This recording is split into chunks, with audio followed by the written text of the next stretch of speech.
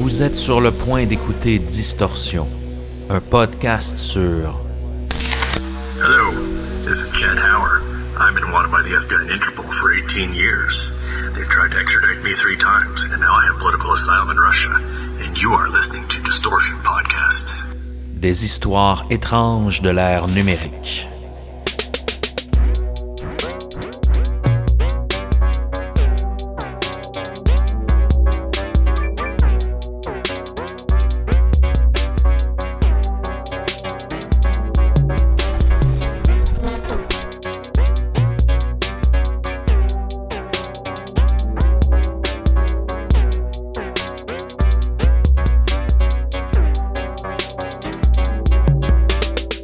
En 2005, Chad Hauer semblait avoir tout pour lui. Une carrière prometteuse chez Microsoft, une famille et un avenir radieux. Pourtant, une décision de la justice allait bouleverser son existence. Le 12 août 2005, un tribunal du Tennessee lui accorde la garde exclusive de son jeune fils Alex, avec l'autorisation de voyager à l'étranger. Ce qui aurait dû être une victoire se transformera rapidement en cauchemar. Accusé d'enlèvement parental international, Chad devient fugitif et s'exile sur une île des Caraïbes avec son fils. Comment cet homme, autrefois en contact avec l'élite technologique, s'est-il retrouvé à fuir la justice? Aujourd'hui, des millions de gens suivent sa cavale, alors qu'il est connu sous le pseudonyme du fugitif de TikTok. Seb Lévesque, comment ça va aujourd'hui? Ça va bien, toi, Émile Gauthier? Ça va très bien. On s'attaque à un cas un peu spécial ce soir. Même, si vous aimez les rabbit holes un peu du genre Key Lime Pie ou même Lake City Quiet Pills, je dis pas que ça va aussi loin de l'histoire de Chad Hauer, mais c'est une histoire qui devrait vous plaire. C'est un petit peu différent des épisodes de Distorsion où on a une ligne du temps très claire. Ici, on a un fugitif qui est en cavale, qui est très actif sur les réseaux sociaux. Et qu'on n'est jamais sûr, est-ce que toute cette histoire-là est inventée? Est-ce que le FBI et Interpol ont vraiment raison de le pourchasser comme ça? Ou est-ce que tout ça est légitime? Oui, c'est une excellente question, en fait, parce que vous allez voir, c'est dur de croire qu'il y a autant de ressources investies par les autorités pour un cas comme celui qui est présenté à la base par Chad. C'est ça qui est mystérieux. Qui est un cas de garde parentale, mais vous allez voir, c'est d'une complexité incroyable. Puis on se demande un peu comment on en est arrivé là.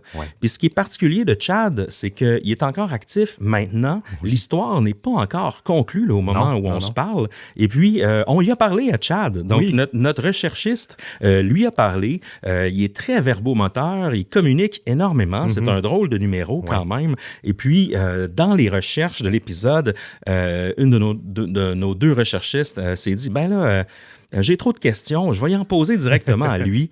Puis, puisqu'il est très actif, très, très verbomoteur aussi, il s'est mis à échanger avec notre recherchiste. Donc, on a des petits extraits écrits là, de leur entretien. Et c'est lui, Chad, qu'on entend dans notre intro, qui dit « You're listening to Distortion Podcast ». Donc, on avait envie de flexer le fait qu'on a un fugitif qui nous a fait une intro comme ça. Oui, c'est quand même cool. C'est très drôle. Bref, restez avec nous, vous allez voir, c'est une histoire passionnante. Et pour les abonnés Patreon au forfait Oui Monsieur, on a un super after show. On va parler d'un autre TikToker qui s'est mis dans le trouble, mais pour d'autres raisons. Icy Wyatt, qui est un peu un douchebag de TikTok, je sais pas si je peux me permettre. Quelqu'un qui a besoin de beaucoup d'attention. Puis en même temps, on va faire une petite aparté sur le syndrome du main character. Vous savez, les gens qui croient que toute la Terre tourne autour d'eux. Et c'est vraiment quelque chose qui existe. Le syndrome du personnage principal. Je sais pas comment traduire ça en français, mais le main character syndrome. Donc, on va aborder un peu ce sujet-là, ainsi que l'histoire assez troublante de Icy Wyatt. Ça devrait être assez divertissant. Mais avant toute chose, qu'est-ce qu'on boit ce soir, Seb? Oui, on boit la Fou Brassant qu'on a bien dégusté, qu'on a appris à déguster à Rivière-du-Loup. C'est la Diable Vert, c'est leur version IPA. Il y a des houblons qui apportent une amertume résineuse et boisée qui persiste en bouche. Puis il y a un petit goût de pamplemousse qui agrémente tout ça. Et cette bière-là, en fait, Mon cher Émile, tu as une petite anecdote pour nous? Oui, ben oui, on voulait donner un shout-out à François que j'ai rencontré à l'épicerie Sainte-Madeleine dans mon quartier à Montréal. J'arrêtais m'acheter une bière ou deux l'autre soir, il y a quelques semaines de l'enregistrement. Et puis, lorsque j'arrive à la caisse, le gentil monsieur juste avant moi à la caisse, il dit, écoutez madame, je vais prendre ces bières pour lui offrir parce qu'il fait un bon podcast. Et donc là, j'ai commencé à discuter avec lui, puis effectivement, François est un distordu du quartier Hochelaga Maisonneuve. Shout-out à toi, François. Merci. C'est encore plus le fun de discuter après avec cette personne-là. Oui. Donc, merci à toi, François, et cette bière t'est dédiée. Oui. On a aussi un shout-out 5 étoiles sur Apple Podcast qui nous vient de Minotaur ou Minotaur avec un 3. Et il nous dit « Si vous aimez les histoires détaillées, ici, vous serez servis. Les histoires sordides de l'ère numérique d'Émile et Seb nous apportent dans des coins sombres un peu partout dans le monde et quelquefois sur le dark web. Merci Émile et Seb, en espérant vous entendre encore pour une autre bonne dizaine de saisons. » Est-ce qu'on va se rendre à 20 ans de distorsion? Oui, on peut pas dire non, parce qu'au début, on s'est fait prendre à dire que ça arriverait jamais. Ouais. Là, j'aime mieux pas m'avancer. Qui sait, un jour, on sera peut-être à l'hospice en robe de chambre à 80 ans, encore raconter des histoires de distorsion. Oui, en buvant un petit whisky. Yes. Là-dessus, je pense qu'on en a assez dit, Seb. Est-ce qu'on est prêt à se lancer dans l'histoire palpitante du fugitif de TikTok? Oui, mais dis-moi, Émile, est-ce que ça t'arrive parfois de tomber sur des séries ou des films que tu peux pas regarder au Canada? Tout le temps, Seb. Puis même pire, parfois, je suis dans un autre pays, puis j'arrive pas à regarder les séries télé sur les sites de streaming du Canada. Donc, c'est encore plus frustrant. T'as bien raison. Mais tu sais quoi? Grâce à NordVPN, ce problème appartient au passé. Avec un seul clic, tu peux changer ta localisation et accéder à du contenu de partout dans le monde. C'est très vrai, Seb. Puis en plus, je sais que les distordus sont au courant, mais c'est important de répéter, avec NordVPN, les données sont entièrement cryptées, ce qui nous protège des pirates et des menaces numériques. Et en plus, il y a une promo spéciale pour les auditeurs de Distorsion. Exactement. Tu cliques sur le lien dans la description ou tu te diriges sur le site nordvpn.com/distorsion pour profiter d'une offre exclusive. NordVPN, c'est le VPN qu'il te faut pour explorer le web sans limite et en toute tranquillité. Alors Seb, est-ce qu'on est prêt à se lancer dans l'épisode d'aujourd'hui? Oui, monsieur. C'est parti. Yeah. On va commencer par le début, Seb, parce que c'est une histoire qui mérite d'être démêlée un peu, là, surtout au niveau de la chronologie. C'est assez complexe. On va prendre notre temps. On va faire le tour de tout ça là, sans trop se presser, là, histoire que vous nous suiviez jusqu'à la fin. Oui, c'est important.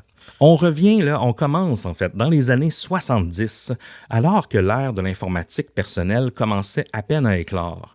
Il y a un jeune garçon nommé Chad Zach Hauer qui découvrait sa passion pour la technologie. Né aux États-Unis, Chad passait des heures à explorer les possibilités offertes par les premiers ordinateurs, développant un talent exceptionnel pour la programmation qui allait façonner son avenir de manière inattendue. Un peu comme un jeune Seb, par exemple. Oui. Après ses études en informatique, Chad se fait rapidement remarquer dans l'industrie technologique.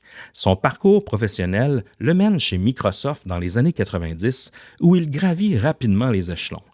Connu sous le pseudonyme Kudzu, Chad devient un développeur senior très respecté, contribuant au développement de technologies cruciales comme Delphi, .NET Framework et Silverlight. C'est quand même gros. Moi, j'ai été Microsoft Architect en .NET, entre autres. C'est une grosse infrastructure de développement applicatif et c'est un gros morceau.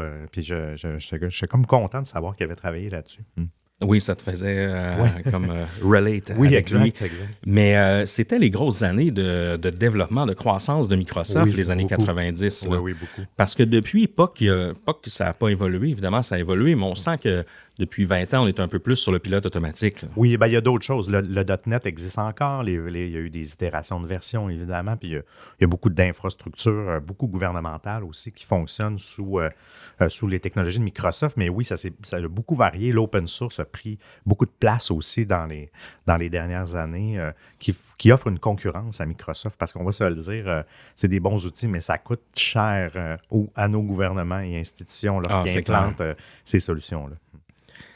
Chad, là, sa réputation est grandissante à ce moment-là et sa réputation le propulse au rang des conférenciers internationaux, l'amenant à voyager dans le monde entier là, afin de partager son expertise et ses connaissances là, sur les différents produits qu'il développe chez Microsoft. Chad affirme même avoir contribué au développement de systèmes de communication pour la Station spatiale internationale, soulignant spécifiquement avoir écrit des parties du système de communication sur la Station spatiale. Cette affirmation, bien que non vérifiée, témoigne de l'expertise technique là, que Chad revendique un peu partout sur les réseaux lorsqu'il s'exprime. Au fil des ans, Chad a accumulé une expérience impressionnante dans l'industrie du logiciel. Il a occupé des postes clés, encore une fois chez Microsoft, notamment celui de conseiller régional en développement pour le Moyen-Orient et l'Afrique, couvrant un vaste territoire incluant plus de 85 pays. Il a été également le directeur général chez Microsoft, puis il a géré le programme Tech Ed Europe, qui doit être le programme d'éducation. Là. Oui, exact. En plus de son travail pour la compagnie, Chad a été impliqué dans plusieurs projets open source majeurs. Il est le créateur et président de Cosmos, qui semble être, c'est quoi? C'est Open Source Managed Operating System en C#. Oui, en C#, exactement, qui est quand même, je savais même pas que ça existait, qu'il avait développé un OS dans ce langage de programmation-là, le C#. Un peu trop technique pour moi, mais bon. Des bibliothèques aussi, là, et des projets largement utilisés dans la communauté des développeurs. Donc, c'est vraiment quelqu'un qui était deep dans le langage informatique. Oui, vraiment. Puis, tout ça, ça l'a amené aussi à vivre dans plusieurs pays. Seb, il a vécu en Bulgarie, au Canada, au Chypre, en Suisse, en France, en Jordanie, en Russie, Turquie, aux Caraïbes, aux États-Unis aussi, évidemment. Et aux États-Unis, il a résidé dans plusieurs États comme le Tennessee, le Texas, le Missouri, la Floride, le Connecticut et la Pennsylvanie. Donc, c'est quelqu'un qui était très, très nomade, là, qui bougeait énormément. Oui.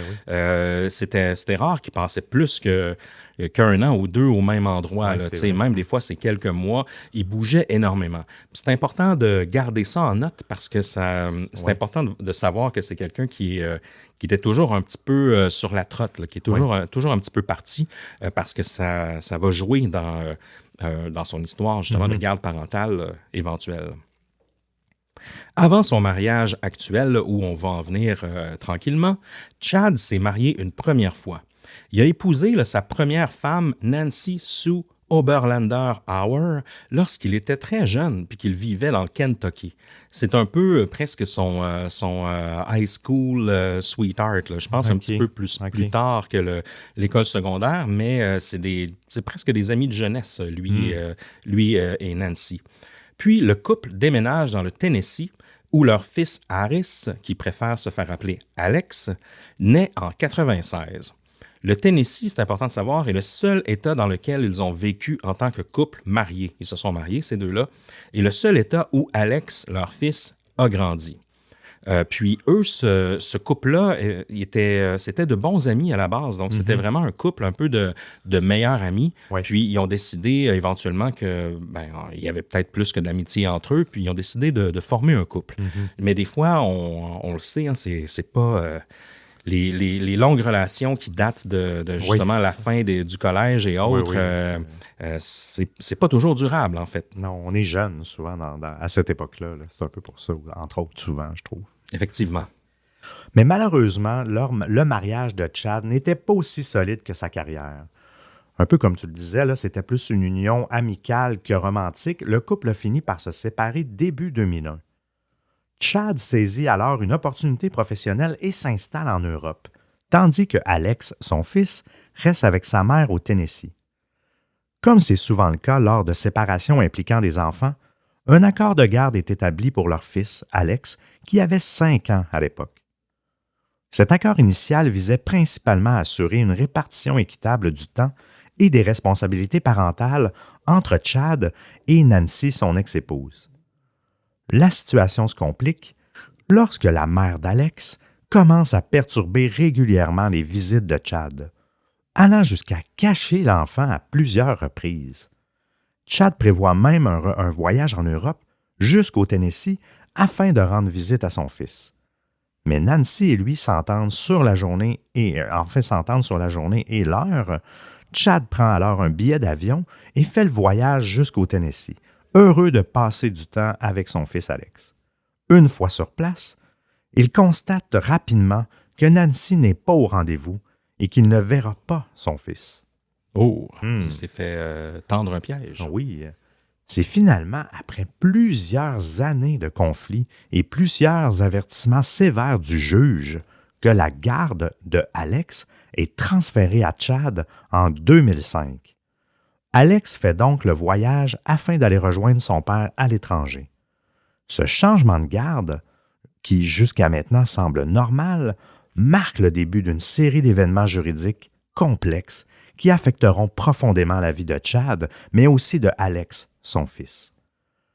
En juin 2006, Chad et Alex se rendent aux États-Unis pour les vacances d'été. Alex reste alors avec sa mère en Pennsylvanie pendant que Chad travaille pour Microsoft à Seattle, qui est la maison mère de Microsoft. En août 2006, la mère d'Alex tente de garder son fils après les vacances, mais le juge White de Pennsylvanie applique l'ordonnance du Tennessee et ordonne le retour d'Alex à Chypre en septembre. Alex arrive donc à Chypre le 2 septembre 2006. C'est déjà un peu compliqué, oui, là, toute cette histoire de garde et de voyage. Là.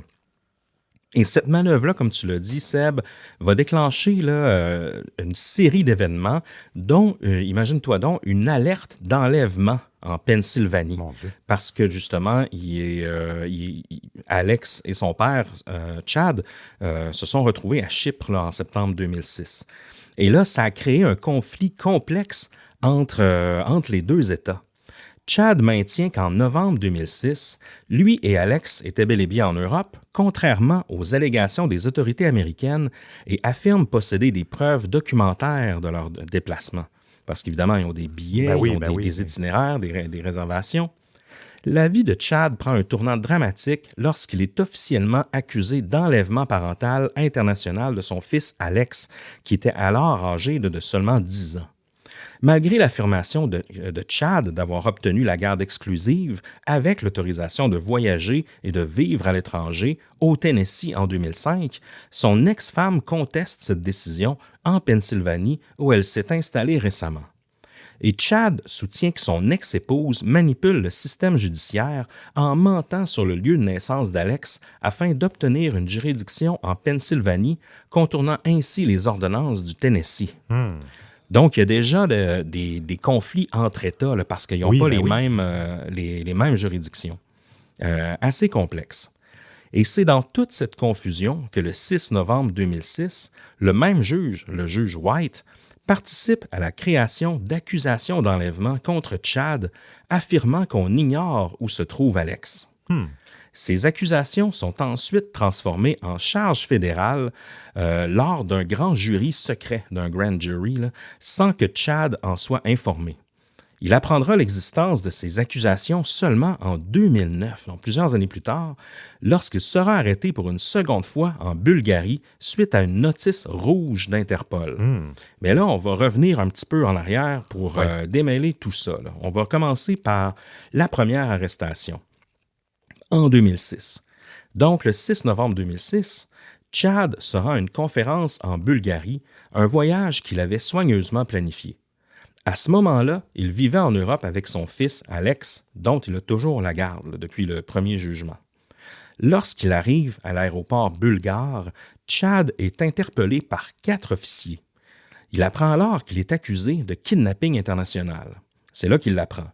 Les policiers lui expliquent que cette accusation provient d'un avis d'Interpol émis par le gouvernement américain. Surpris et perplexe, il conteste immédiatement ces allégations. Il savait qu'il avait la garde légale de son fils et que les accusations étaient basées sur des informations erronées fournies par son ex-femme. Puis selon lui, il a aussi le droit de l'amener en voyage. Donc quand il participe à des conférences comme ça, en théorie, il a le droit d'amener son fils sans que ça passe pour un enlèvement. Conduit au commissariat local en Bulgarie, Chad passe plusieurs heures enfermé dans une cellule, sans accès à un avocat ni à des contacts extérieurs. Les policiers examinent les documents d'Interpol qui justifient son arrestation. Malgré ses efforts pour prouver son innocence en présentant des jugements judiciaires attestant de la garde légale, les autorités bulgares s'appuient sur l'avis d'Interpol pour maintenir sa détention. Au fil de la journée, l'angoisse s'intensifie. Chad réalise tranquillement l'ampleur des accusations qui pèsent sur lui, ainsi que les implications juridiques complexes qui en découlent. À la fin de cette dernière journée d'arrestation, il est transféré dans une prison bulgare où il va demeurer environ 3 mois. Imagine, là, tu te retrouves... Puis tu sais, qu'est-ce qui fait ton fils pendant ce temps-là? Je ne sais pas. Je me suis posé la même question. Est-ce qu'il était pris en charge par les services sociaux de Bulgarie? Oui, ou est-ce qu'il est renvoyé à sa mère ou ailleurs? Parce que là, théoriquement, il est kidnappé, là, cet enfant-là. Oui, là. C'est vrai, oui. Cette journée catastrophique marque le début d'une très longue bataille judiciaire pour Chad. Bien qu'il ait été libéré en janvier 2007, quand même, là, après que les autorités bulgares aient reconnu que les charges étaient infondées, les séquelles de cette expérience l'ont profondément affecté. Selon lui, il disait « J'étais le taliban américain », raconta-t-il plus tard, se remémorant son séjour dans les prisons bulgares. Il dit « Quand j'étais en prison en Bulgarie, ils m'ont surnommé le taliban parce que quand je leur expliquais pourquoi j'étais là, ils ne me croyaient pas. » C'est drôle comme parallèle, là. Ben oui, c'est clair. Puis plus tard, on le voit dans d'autres entrevues qu'il donne ou quand il s'exprime, il va se comparer à Julian Assange ou à d'autres, je veux pas dire prisonniers. Réfugiés politiques. Réfugiés politiques, lanceurs d'alerte et autres. Là. Mais ça doit quand même être assez traumatisant, là, 3 mois de prison en Bulgarie. Je sais pas comment ils sont, les prisons là-bas. Non, pas très bonnes. Je pense qu'il n'y a pas un niveau, disons, comme en Amérique du Nord, j'ai l'impression. Là. Ça se peut fort bien, puis c'est long, 3 mois là, pour ça. Là. C'est à se demander, voyons, qu'est-ce qu'il tente de faire. De retour à Chypre, Chad tente de reconstruire sa vie. Il reprend son travail chez Microsoft, mais l'ombre des accusations d'enlèvement continue de le suivre, peu importe ce qu'il fait. Les regards de ses collègues changent et les murmures dans l'industrie technologique commencent à se faire entendre. Parce que là, tout le monde sait qu'il est allé en prison, puis c'est un petit monde quand même, l'industrie technologique. Donc le mot se passe, puis il est un peu ostracisé, il passe un peu comme le mouton noir. Les gens se disent, est-ce qu'il y a quelque chose à cacher, ce gars-là?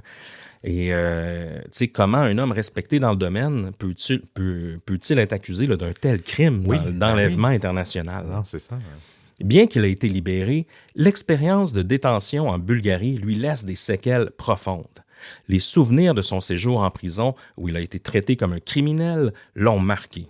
Il se sent constamment surveillé et en danger, ce qui affecte sa capacité à retrouver un semblant de normalité dans sa vie quotidienne. J'aurais tendance aussi à devenir un peu paranoïaque là, dans des circonstances comme ça. Non, ça n'a pas de bon sens. Tu dois te mettre de douter de tout. Là. En plus, il doit y avoir un certain choc post-traumatique juste d'être en prison, isolé de ta routine, de ton environnement. Juste ça doit t'amener en hypervigilance. Surtout de faire arrêter c'est clair. Sans que tu t'y attendes en tant que tel. Là. Puis aussi, tu sais, comment tu es traité en prison quand tu es accusé d'enlèvement d'enfants, tu sais. Hey, c'est vrai. Hein? Sans doute que ça doit pas être très, très bien vu. Là, même si tu clames ton innocence, les autres doivent se dire, OK, c'est quand même grave ce qu'il a fait. Là. Oui, surtout. Tous ceux qui ont des enfants, là, oui. C'est ça, tout ce qui touche aux enfants, même les pires criminels, souvent, qui n'ont pas touché à des enfants, ça les heurte dans leurs valeurs. Exactement. Là, on va vous parler de la 2e arrestation qui a eu lieu en 2009. Donc, on continue l'histoire. 2 ans plus tard, le 12 mai 2009, il y a un grand jury fédéral à Erie, en Pennsylvanie, qui a inculpé Chad pour enlèvement parental international. Cette accusation survient après que son ex-femme, Nancy, ait porté plainte, affirmant qu'il avait amené leur fils hors des États-Unis sans son consentement. On se rappellera là, que c'était supposé d'être prévu dans leur entente là, qu'ils puissent l'amener en dehors des États-Unis. Oui, exact. C'est la deuxième fois là, qu'il se fait arrêter pour ça. Là. Le 11 octobre 2009, donc quelques mois plus tard, Chad arrive à Sofia, en Bulgarie, afin d'assister à une conférence en tant que participant. À son arrivée, il a une brève interaction avec un agent des passeports qui lui pose des questions sur ses origines, auxquelles Chad répond en russe. Il se rend ensuite au Holiday Inn, où il retrouve d'autres participants, dont son ami Adi. Donc, ça se passe encore en Bulgarie. Là. Quand il retourne en Bulgarie, on dirait que c'est une zone chaude là, pour lui. Là. Peut-être à cause de sa première arrestation. Là. Oui, j'imagine, parce que là, c'est vraiment pour le travail. Le 12 octobre, premier jour de la conférence, Chad n'a pas de session prévue. Il passe la journée à peaufiner ses présentations pour le lendemain. Un incident mineur se produit lorsque sa clé de chambre ne fonctionne pas, mais il obtient rapidement une nouvelle clé à la réception. Plus tard, un autre participant lui mentionne avoir vu un document en bulgare avec son nom à la réception, mais Chad n'y prête pas attention. Le soir, il participe à un souper avec les autres participants dans un restaurant traditionnel bulgare, consommant de la rakia. La rakia, c'est une eau de vie obtenue par distillation de jus de fruits fermentés qui est très populaire à travers les Balkans et c'est aussi un alcool national en Bulgarie. Intéressant. Peut-être qu'un jour, on aura une tournée de rakia à distorsion. J'aimerais bien ça y goûter. Et également, dans le repas, il y avait de la viande grillée. Il rentre à l'hôtel vers 2 heures du matin. Le 13 octobre, soit le lendemain, jour fatidique, Chad se réveille à 6h30. Il apprend par Skype le décès de son grand-père maternel, une nouvelle qui l'affecte, mais qui met de côté pour se concentrer sur sa présentation. Vers 7h30, alors qu'il s'apprête à descendre pour le déjeuner, 4 policiers, 3 hommes et une femme nommée Véronica, frappent à sa porte. Véronica annonce qu'ils sont de la police et demande à Chad s'il sait pourquoi ils sont là. Surpris, Chad répond qu'il n'en a aucune idée. On lui demande de les accompagner en apportant son passeport et quelques affaires essentielles. Chad s'habille rapidement, prend son passeport américain, une veste et ses affaires personnelles. Il est escorté jusqu'à la réception de l'hôtel où on lui permet de passer un appel. Il contacte son ami Adi, lui demandant d'informer Martin, qui est un collègue et ami, qu'il ne pourra pas assister à sa première session de la conférence, mais qu'il sera de retour pour le déjeuner ainsi que pour le début de la 2e conférence. Toujours assez louche tout ça. Oui. Chad est conduit dans une voiture de police banalisée, placée entre 2 policiers. Véronica lui explique que les hommes sont d'Interpol et qu'ils enquêtent sur une affaire concernant son fils. Elle précise qu'elle n'est pas d'Interpol, elle, mais elle sert d'interprète, car les agents ne parlent pas anglais. Confus, Chad ne comprend pas comment il peut être accusé d'avoir enlevé son propre fils, dont il a la garde, encore une fois. Le groupe se dirige vers le commissariat de police numéro 7. Sur place, Véronica s'excuse pour l'état du commissariat qui ne répond pas aux normes américaines. En gros, c'est le bordel, puis c'est pas une construction de très grande qualité. Il faut savoir que les infrastructures carcérales et policières en Bulgarie étaient dans un état de délabrement et de surpopulation et probablement bien loin des standards auxquels un citoyen américain pourrait être habitué. Oui. Les policiers lui demandent de vider ses poches. Chad sort son passeport, sa clé d'hôtel et le contenu de son porte-monnaie, y compris 3 000 $ en liquide. Cette somme importante suscite la suspicion des policiers, mais Chad explique que c'est son argent d'urgence dû à ses voyages fréquents. Mais tu sais, c'est pas... quand on voyage, moi, je traîne pas autant d'argent liquide que ça. J'en traîne toujours un petit peu, mais c'est pas rare de voir des gens qui entraînent vraiment beaucoup, qui veulent tout avoir en espèces. Là. Oui, il n'y a rien d'anormal. Là. C'est sûr que ça, on date de 2009. En 2024, on entraîne moins d'argent. Oui. Mais à cette époque-là, puis même encore aujourd'hui, non, c'est ça, c'est pas si suspicieux que ça, 3 000 $ pour un gars qui voyage un peu partout dans le monde régulièrement pour son travail. Oui, parce que quand même, nos cartes bancaires marchent dans la plupart des banques en Europe. Lorsque je vais en France, par exemple, ça marche sans problème. Ailleurs aussi. Mais j'avoue que Bulgarie, Russie, tout ça, j'aurais peut-être un petit doute. Là. Fait que j'aurais peut-être tendance à m'en amener plus que moins. Puis 3 000 $, ben, tu sais, c'est l'argent qui va être nécessaire si tu es dans le trouble et que tu as besoin d'un billet d'avion, d'une chambre d'hôtel, transport. 3 000 $, c'est pas trop là, en liquide quand même. Non, donc, c'est drôle quand même qu'il l'ait un peu gossé pour ça. Là. On demande finalement à Chad d'écrire une déclaration détaillant la situation avec son fils. Il explique comment son fils est venu vivre avec lui, comment la mère a disparu et mentionne l'existence d'une ordonnance de garde en sa faveur. Chad attend dans le couloir du commissariat toute la journée, sans montre et sans fenêtre, perdant complètement la notion du temps. Il est autorisé à utiliser les toilettes quand il en a besoin, mais c'est à peu près tout. Chad se retrouve alors plongé dans un casse-tête juridique international. Les policiers bulgares, conscients de la complexité de l'affaire, informent Chad qu'ils attendent une réponse des autorités américaines concernant sa déclaration. Cette attente marque le début d'une période d'incertitude et d'angoisse pour lui. Les jours se transforment en semaines, puis en mois. Chad passe finalement quelques mois, encore une fois, dans plusieurs prisons bulgares différentes parce que, justement, ils vont le changer de prison pour une raison. L'autre, c'est une prison de commissariat où il peut juste rester quelques jours. Et ça repart. Là. Puis il sait bien que tout ce qui vient avec ça va revenir, c'est-à-dire le fait d'être ostracisé, pointé du doigt au travail, de perdre un peu de crédibilité. Ça commence à le stresser, puis à l'amener encore une fois dans un état un peu vigilant, voire paranoïaque. Là. Pendant cette période, les autorités bulgares mènent une enquête approfondie sur son cas. Elles examinent minutieusement les documents fournis par Chad, notamment ceux relatifs à la garde de son fils. Un dialogue s'établit finalement entre les autorités bulgares et américaines. Ce processus de communication internationale est souvent très lent et très complexe, impliquant diverses agences gouvernementales et nécessitant des traductions et des vérifications croisées des informations. Les autorités bulgares cherchent à comprendre les subtilités de l'affaire, notamment les questions de juridiction entre les différents États américains impliqués dans le litige de la garde d'Alex.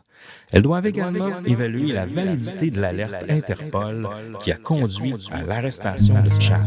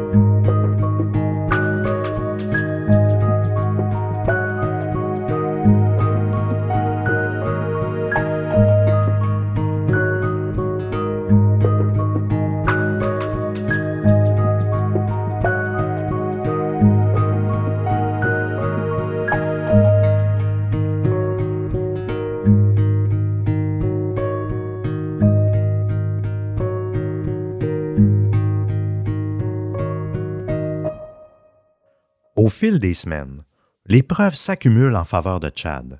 Les documents de garde, les témoignages et les preuves de ses déplacements commencent à dresser un tableau qui contredit les accusations initiales d'enlèvement. Finalement, après plusieurs mois d'enquête et de détention, les autorités bulgares parviennent à une conclusion. Les accusations portées contre Chad sont sans fondement.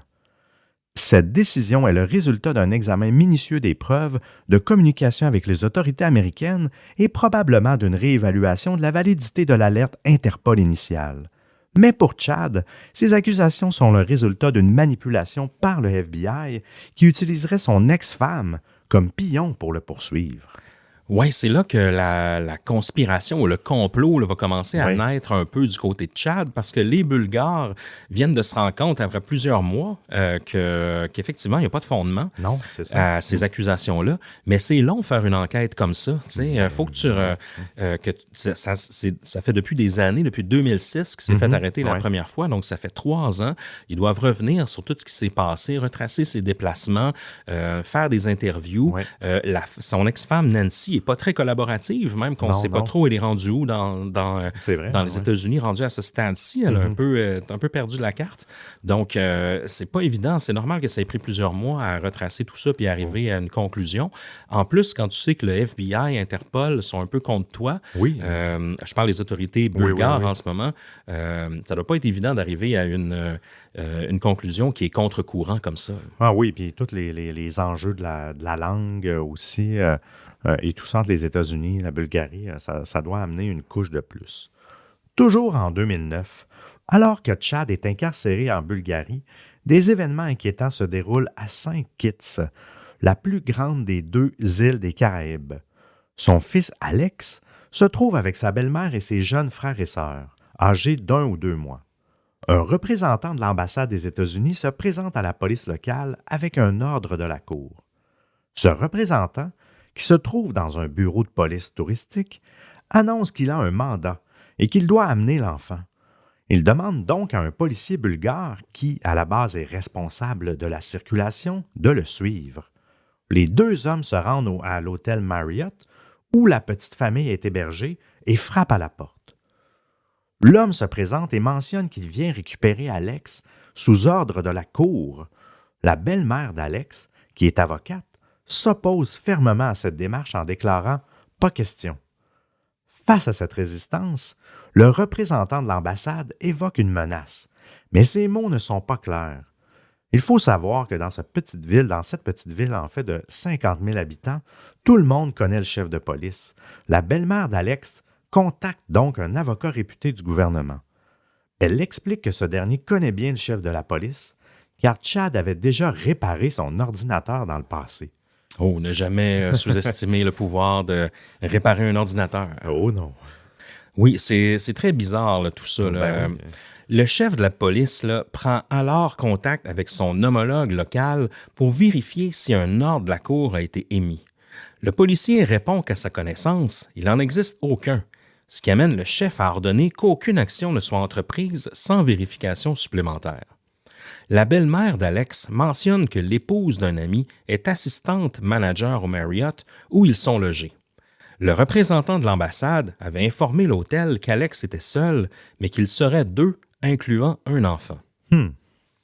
Chad apprend également que sa famille était suivie pendant toute cette période.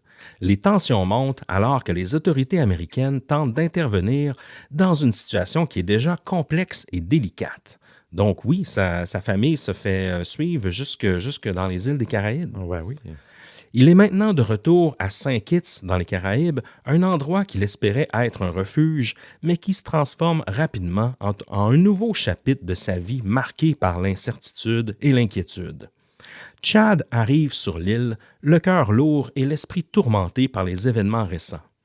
Dès son arrivée, il ressent le contraste entre la beauté des plages de Saint Kitts et le chaos émotionnel qui l'habite. Il s'installe dans un petit appartement modeste où il espère trouver la paix et la tranquillité nécessaires pour réfléchir à son avenir. La situation le rattrape rapidement. Chad se sent isolé, loin de sa famille et de ses amis. Le poids des accusations d'enlèvement continue de peser sur lui et il sait qu'il est toujours sous la menace d'une tentative d'extradition. Il devient tellement anxieux que chaque bruit à l'extérieur le fait sursauter. Chaque voiture qui passe lui rappelle qu'il pourrait être interpellé à tout moment. La peur d'être retrouvé par les autorités américaines le hante jour et nuit. En plus du stress psychologique, il commence à développer des problèmes de santé importants. Des douleurs rénales qu'il avait déjà éprouvées dans le passé commencent à s'intensifier. Il faut savoir que l'accès aux soins médicaux sur l'île est très limité, ce qui complique encore plus sa situation. Il essaie de gérer sa santé tout en jonglant avec ses préoccupations juridiques, mais rapidement, chaque jour devient un combat pour lui. J'imagine, parce que tout ça fait en sorte que le stress, ça aide pas non plus aux conditions de santé. Non. Vraiment pas. En fait, ça affaiblit tellement le système immunitaire. Puis ça doit t'amener. Puis plus tu es fatigué, en plus, plus c'est difficile de supporter ta santé mentale. Mm-hmm. Et si ta santé mentale est affectée, c'est vraiment un cercle vicieux pour lui. Là. Une pensée reste omniprésente dans l'esprit de Chad, son fils Alex. Il désire établir une relation avec lui. Il sait que leur lien a été mis à l'épreuve par les événements. Il commence à envisager des moyens de contacter Alex pour lui expliquer sa version des faits et lui prouver qu'il n'est pas le criminel que certains prétendent. Il rédige alors des lettres qu'il n'envoie jamais, hésitant à franchir le pas. Parce qu'aussi, en envoyant des lettres, tout ça, sachant que sa famille est suivie, peut-être qu'il peut être retracé plus facilement. Oui. La peur de la réaction d'Alex ou celle de son ex-femme le retient. Pourtant, chaque jour sans communication renforce son sentiment d'impuissance. Il finira par reprendre contact avec son fils.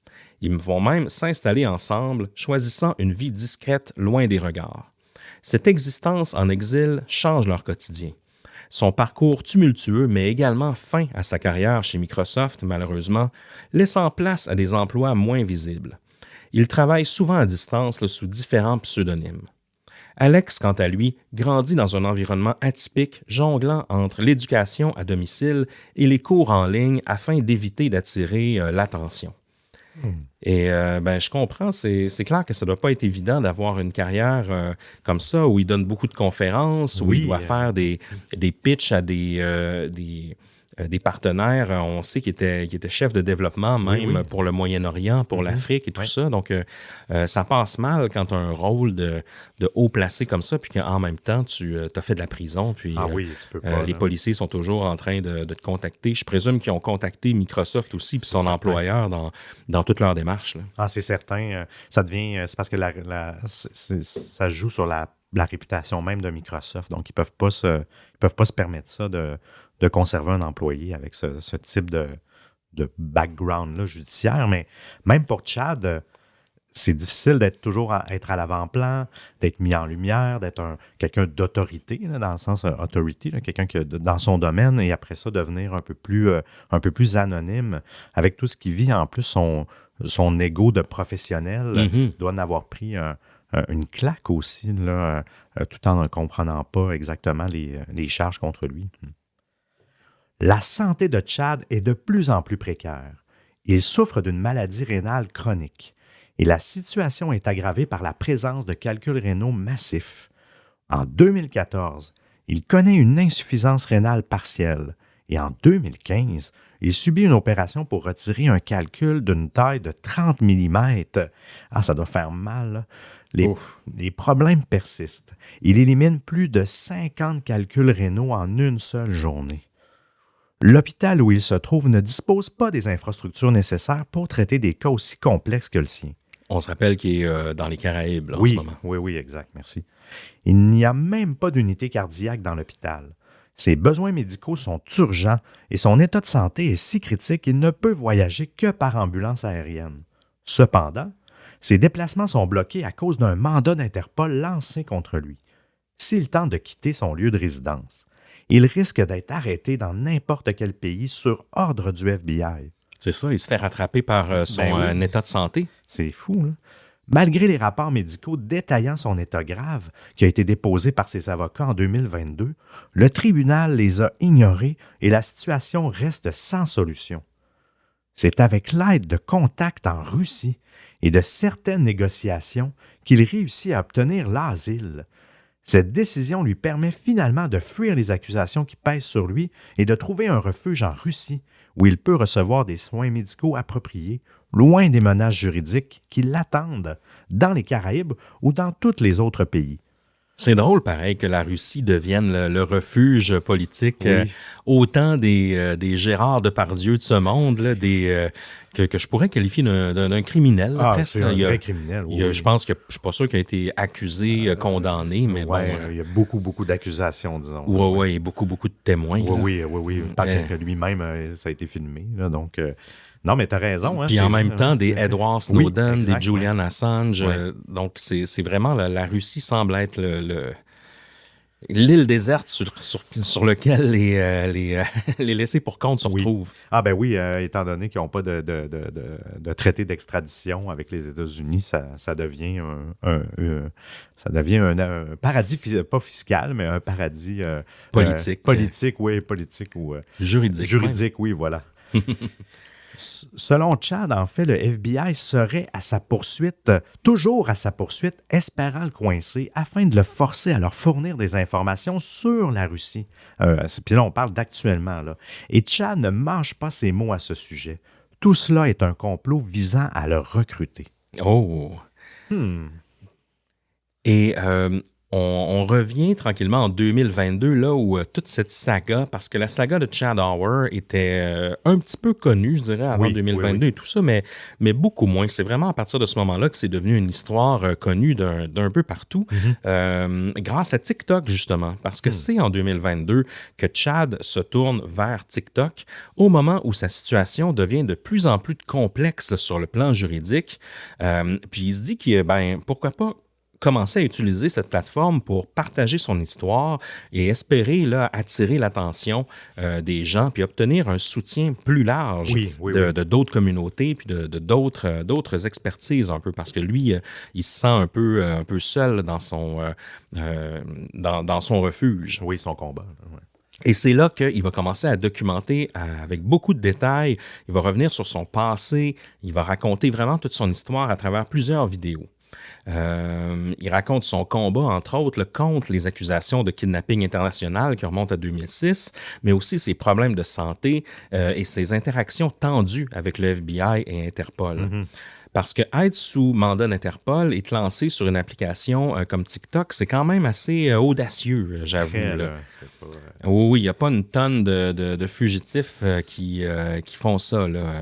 Non. Le Pic Turmel, il fait pas ça. Non, lui, il peut se le permettre de où ce qui est Chad. Oui. En seulement quelques mois, son histoire va captiver un public très large. Il va même amasser plus de 80 000 abonnés là, sur TikTok à ce moment-là. Les vidéos qu'il publie sont principalement des récits de sa vie en tant que fugitif, mais beaucoup de détails sur ses batailles juridiques et les obstacles liés à ses problèmes de santé. Donc, il va documenter tout ça en parlant là, à un rythme de mitraillette. Il parle très vite, Chad. Oui. Bien que l'État de Pennsylvanie ait finalement abandonné les accusations d'enlèvement, le FBI, lui, refuse de reconnaître cette décision et maintient les accusations, tandis que les tribunaux fédéraux américains continuent de rejeter ces tentatives de faire lever les charges restantes. C'est fou pareil. Chad souhaite que TikTok l'aide à obtenir un soutien public qui l'aiderait à pouvoir gagner sa bataille juridique. Et là, de plus en plus, on se demande, est-ce que c'est un complot tout ça ou c'est une extrême négligence de Chad? Pourquoi il est toujours recherché à ce stade-ci? Après avoir examiné son site, ses vidéos TikTok, les documents judiciaires publics, on constate que le cœur du problème réside plutôt dans son désaccord avec le tribunal de Pennsylvanie. Chad a choisi de ne pas se présenter à 2 audiences de garde, les considérant lui-même comme illégales, ce qui a entraîné le transfert de la garde de son fils à son ex-femme. Oh. Bien que Chad affirme avoir agi selon une ordonnance de garde valide au Tennessee, il a ignoré les décisions du tribunal de Pennsylvanie au lieu de les contester légalement.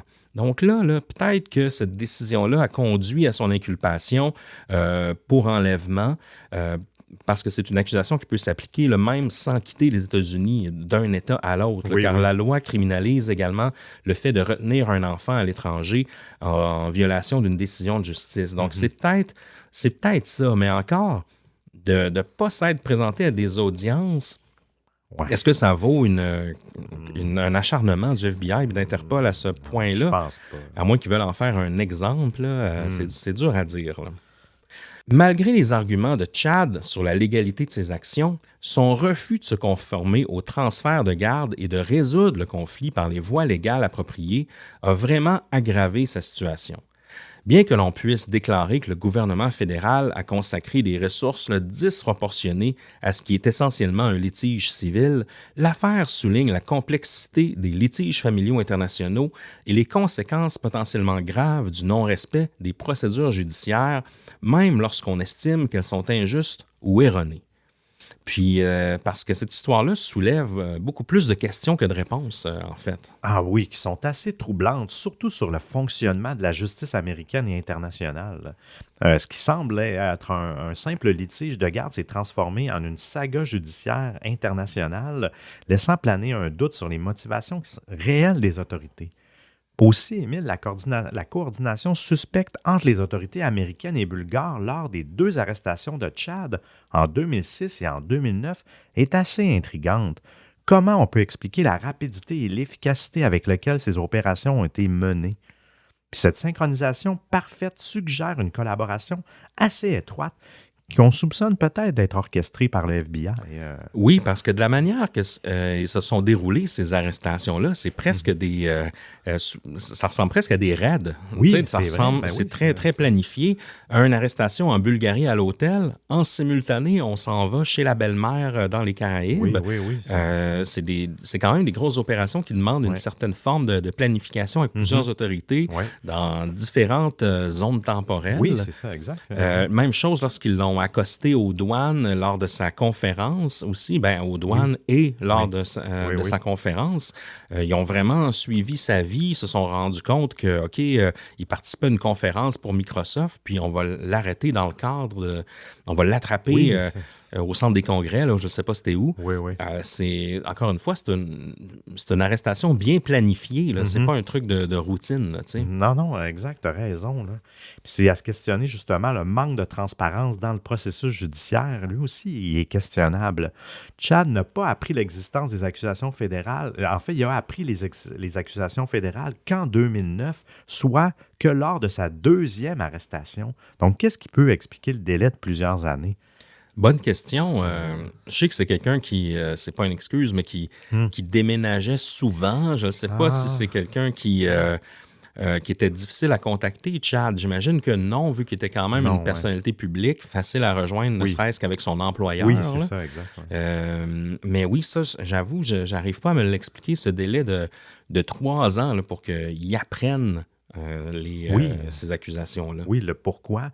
Aussi, on se questionne sur l'utilisation des ressources fédérales, l'implication d'Interpol dans ce qui semble être essentiellement un litige de garde. Ça semble assez disproportionné. Puis pourquoi mobiliser de tels moyens justement pour une affaire familiale? Ça démontre en fait, est-ce que ça cache d'autres motivations, toute cette démonstration de force? Ben oui, qu'est-ce que ça pourrait cacher selon toi? C'est ça que j'arrive pas à mettre le doigt à 100%, à part que Chad a peut-être été pris dans un... pas un piège, mais qui aurait peut-être d'une certaine façon collaboré avec des autorités bulgares ou des Russes comme espions, mais on dirait que je vois pas d'autre chose que ça, ou du transfert d'informations importantes. Microsoft veut pas tout ce qui est technologique. On l'a vu avec Edward Snowden, ces entités technologiques-là, Dell, Microsoft, ont beaucoup de pouvoir aussi par juste l'installation de leur système un peu partout dans le monde. Ça peut se dévier, on peut capter de l'information. Mais outre ça, on dirait que j'ai de la misère à figurer pourquoi il serait tant une cible du FBI. Parce que lui prétendait à un certain moment, maintenant de nos jours, que le FBI ou Interpol tente de le recruter. Oui, c'est ça qui est bizarre aussi, le recruter parce qu'il aurait été en contact, mais en même temps, il y a d'autres façons de faire que ça, c'est pas discret, c'est vraiment étrange. Aussi, Chad affirme encore à ce jour que les accusations reposent sur des informations erronées qui ont été fournies par son ex-femme Nancy. Comment expliquer que les autorités fédérales n'aient pas vérifié ces informations plus rigoureusement avant d'émettre des mandats internationaux? La persistance des poursuites, malgré les preuves présentées par Chad concernant la garde légale de son fils Alex, est aussi questionnable. Cet acharnement apparent des autorités américaines pourrait-il cacher encore une fois d'autres motivations? Cette destruction professionnelle pourrait-elle être un effet collatéral voulu d'une action coordonnée visant à le discréditer, et pour quelle raison qu'on ferait tout ça? C'est vraiment rempli de mystère. Oui, vraiment, c'est déroutant même.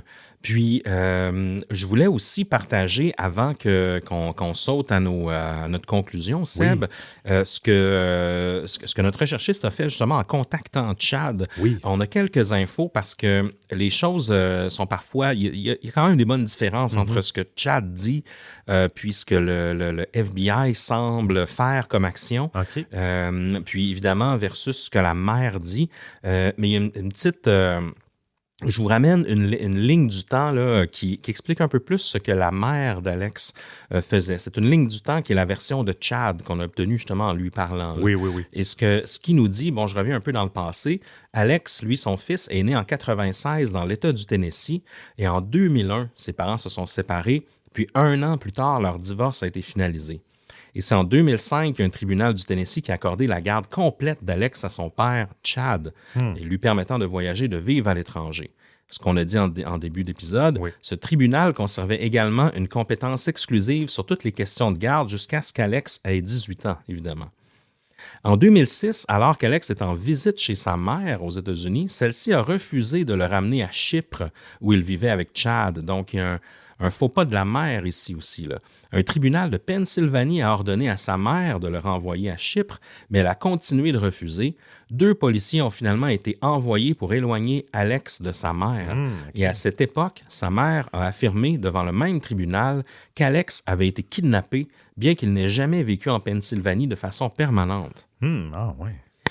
En 2007, Alex et Chad ont perdu tout contact téléphonique avec sa mère qui a débranché son téléphone. Donc, quand même bizarre. Oui. En 2008, elle a déménagé sans fournir de nouvelles coordonnées. Pendant cette période, Alex et Chad ont déménagé dans les Caraïbes après avoir été continuellement harcelés par l'ambassade américaine à Chypre et en Russie, où ils ont aussi vécu.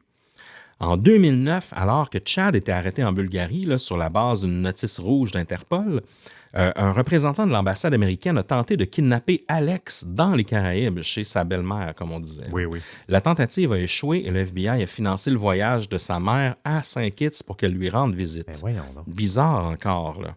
Comme si le FBI était de connivence avec la mère. Elle a également entamé une procédure judiciaire, mais le tribunal local a rejeté sa demande de renvoyer Alex aux États-Unis.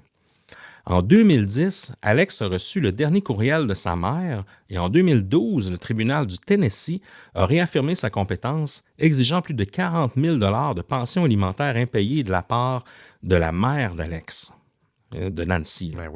Et malgré cela, le tribunal de Pennsylvanie a empêché l'exécution de cette décision. Bizarre, encore une fois. Mais oui, ça n'a pas de bon sens.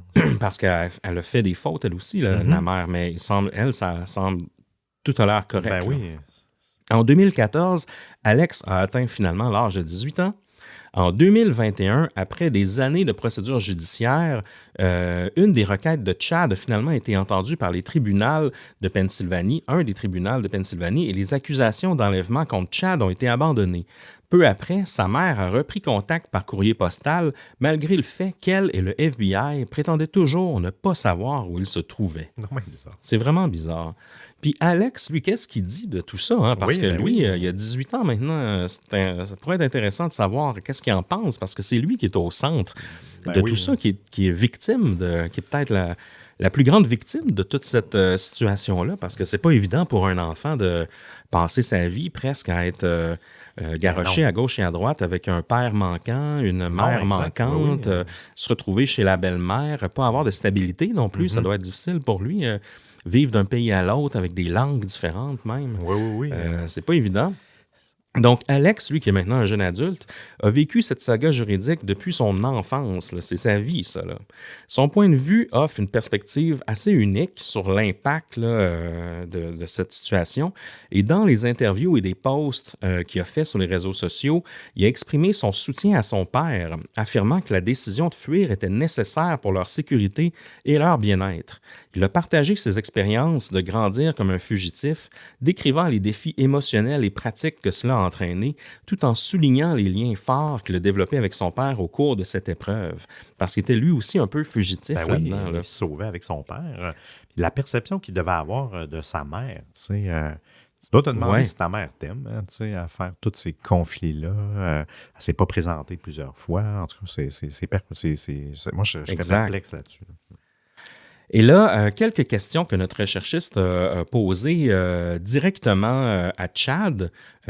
Toujours le fun de voir qu'il nous a répondu. Oui. Elle lui a demandé comment il vivait avec toute la pression de fuite et de procédure judiciaire.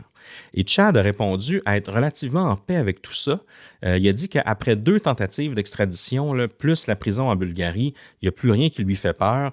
Il a fini par se taire à l'idée là, que sa vie se terminera en Russie probablement et que toute cette histoire lui a déjà causé beaucoup de stress et d'insomnie. Il dit également qu'il n'aurait jamais pu prévoir que son parcours changerait aussi radicalement après sa séparation. Il mentionne également avoir une belle vie en Russie. Intéressant. Il lui a aussi dit que les professeurs en Russie avaient déjà demandé aux enfants de Chad pourquoi leur père était une célébrité. Parce qu'apparemment il est connu des jeunes là-bas. Puis c'est justement parce que c'est un fugitif sur TikTok. Et autre question posée par notre recherchiste, pourquoi ne pas avoir fait acte de présence aux dates d'audience, même si les accusations n'étaient pas déposées par le bon État, parce que ça semble être ça qui a causé tout son problème. Et Chad dit qu'il n'aurait pas pu se rendre aux États-Unis sans être arrêté une fois sur place. Sans doute qu'il n'aurait pas passé les douanes. Ouais. Il croit que justement, les brouillons judiciaires étaient voulus. Le FBI espérait que Chad se présente avec en tête que les accusations n'étaient pas fondé et que ce serait gagné d'avance. Il répète là, que les moyens utilisés contre lui étaient abusifs pour une histoire de garde.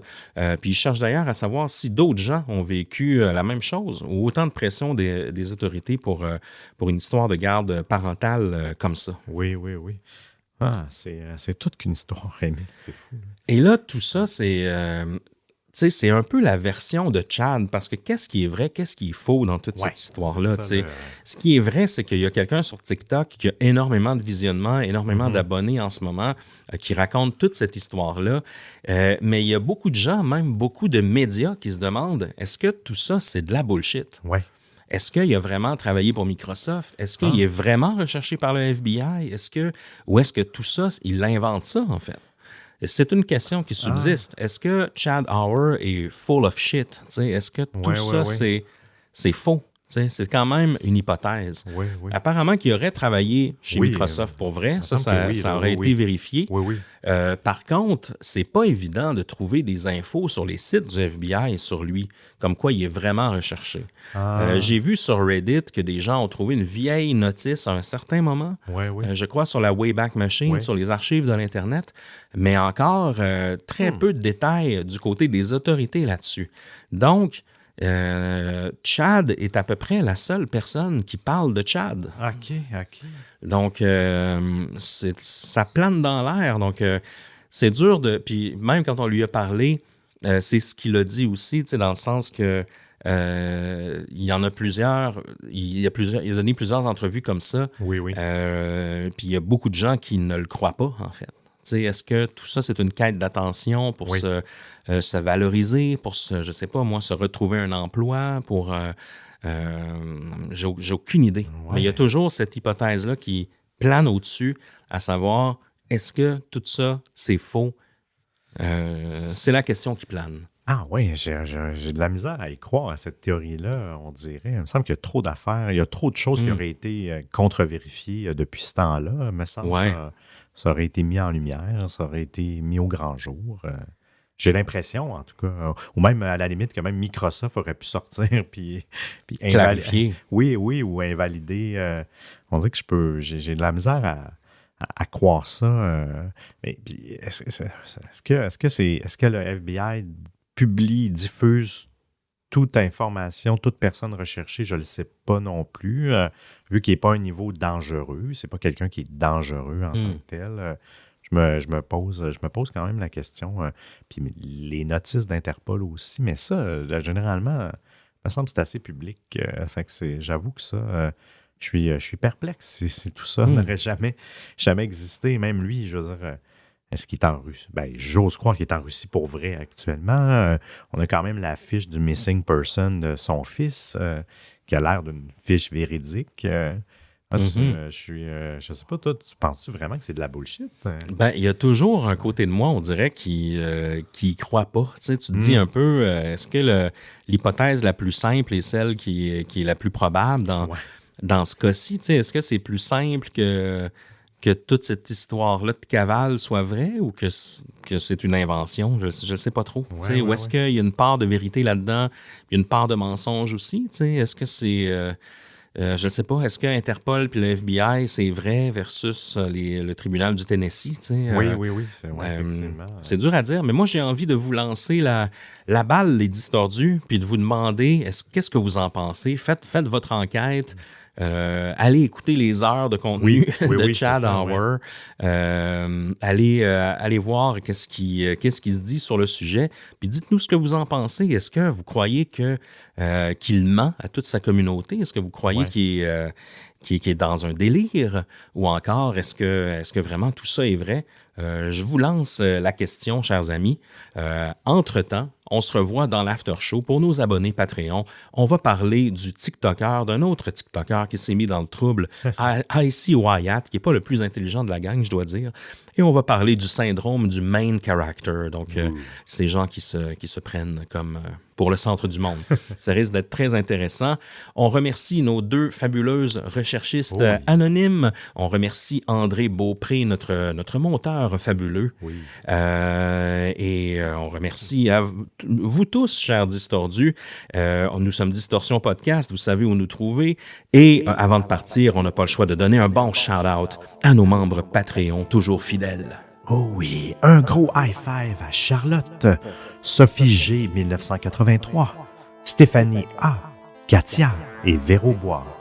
Une bonne main d'applaudissements à Chloé D., à Sean P., à Roxane K., à Céleste Z et à Mélanie L. Merci de votre soutien à Karine R., Cathy, AY4, Andréane, Marie M. et Marie-France N. Une bonne poignée de main à Dimitri, à Justine G, à David G, à Nathalie B et à Roxane L. Et je conclus l'amour en remerciant Laurie G, Camille G, Franck DB, Julie C et Frédéric CS. Merci à vous.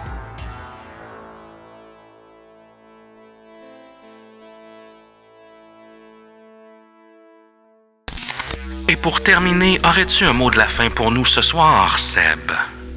Si vous cherchez à fuir les autorités, TikTok est un bien mauvais endroit où se cacher. En effet.